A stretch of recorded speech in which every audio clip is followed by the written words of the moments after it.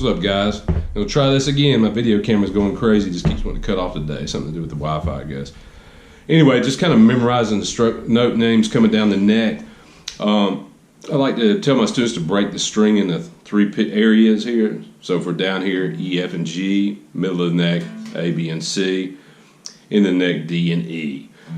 Sometimes if you're just always counting up, you get up in here and you get lost and you have to start over, that kind of thing. So just kind of breaking the string up into three parts, getting kind of used to it. So E, F, G, A, B, and C, D, and E. Now a couple little things. B and C are always side by side. So are E and F, half step apart. A whole step on the guitar would be 2 frets, or 1, 2, 3. 2 frets, 1 blank fret in the middle. Just like on piano, 2 white keys with a black key in the middle. And then on the piano, B and C and E and F would be the 2 white keys side by side.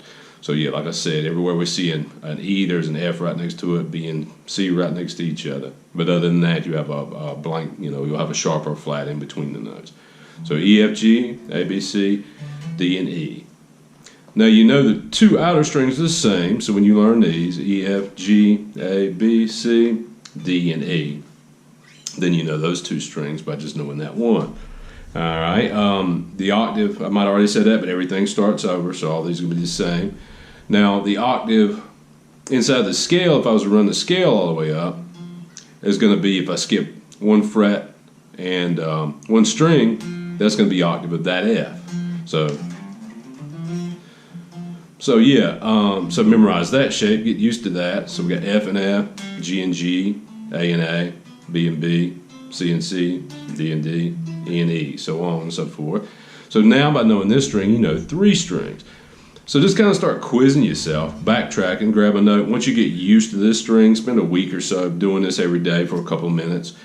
And once you get used to it, then start backtracking, grab a note on this string, go, oh, okay, there's B, oh, there's G, there's F, all right? Cool, so moving on with the octave thing then. After you get comfortable with that, then start doing the octave of this octave.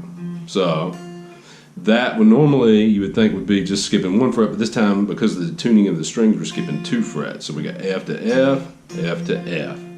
Alright, so it'll take a little maneuvering if you're just getting used to guitar. So F to F, F to F, G. So what I'm going to do is find the octave, and then I'm going to take my first finger and put it there, where that octave was, skip 2 frets in 1 string, and I get the G again. Alright, and just kind of move up the neck, doing the same thing. So now, by knowing that 1 string, you know 4 strings.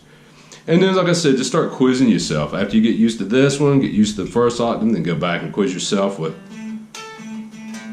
And don't be afraid to use it as a visual. I can't remember what this note is. Oh, it's an A. And I'm just goofing around, looking, like, oh, okay, it's a G. Of course, I know all these string names, but note names, but yeah, when you first start to mess with it, don't be ashamed of looking and just, quickly, backtracking and checking and see what it is. Once you get comfortable with that, then go back and do your next string. So A, B, C, D, E, F, and then G and A. And then you can do the octave of that. Same thing again, so we got B here, skip 1 string, 1 fret, there's B again, C and C, D and D, E and E, F and F, G and G, so on. So now if you know these 2 bass strings, and you know your octave shapes, you can find, it's all over the fingerboard, and you just have to start quizzing yourself. Spend a few minutes every time you pick up the guitar just doing it. Grab songs like piano songs like, Goodbye Yellow Brick Road or something like that, and just start trying to find all those notes on those 2 strings. You'll start getting flats. If you want to flat a note, you just move it back 1. So D, this would be D flat. If you want to sharpen a note, D, D sharp. Just depends on what scale you're trying to spell as to whether it's a sharp or a flat.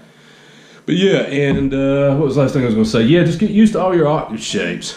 I've got a scale chord compendium that I'll give to you for free on Patreon once I put it up there. It has like octave shapes and a fingerboard chart and all that stuff in it too. You can probably find those on the internet.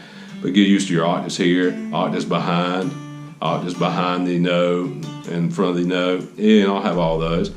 And if you wanted to, as you kind of get used to stuff, you could check the 1st note and 5th note in octaves. So if I did A here, and we know a power 5th, there's our 5 there. So hey, just a completion to the other video. My camera, Wi-Fi or something's going crazy today and just keeps wanting to cut off. But anyway, yeah, it was just kind of finishing up. Get used to your different octaves, the octaves in front, the octaves behind. And like, you know, as you get kind of real comfortable, then you can go back and start doing, you know, the first and the fifth maybe, and doing the octaves off of that. So if I wanted to do G, then we know the power chord, that's 1 and 5. So I'll do G, do the octaves of the G, and then go back and maybe do the octave of the D. You know, kind of. And one of the things I used to do too early on was do the exercises doing all my natural notes first, F, F, F, F, F, F, F, F, and then maybe skip a letter so you're not just going straight up, A, A, A, A, A, A, A, A, A. Yeah, just kind of jump around doing those. So yeah, if you just spend, you know, 5 minutes every time you pick up the guitar doing that, after a month or 2 months or so, you'll start looking down and seeing all your notes real easily. And that'll help out a lot. A lot of my other videos talk about pentatonic scales, seeing the intervals and stuff, so it all kind of ties together to help you get to know your fretboard better. So anyway, cool. Thanks guys. If you dig the videos, free stuff I'm putting out, please hit, you know, the subscribe button, the like button. I've got a Patreon page I'm going to be starting, or I have started. It's going to start putting a bunch of material up there as well. So cool. Thanks guys.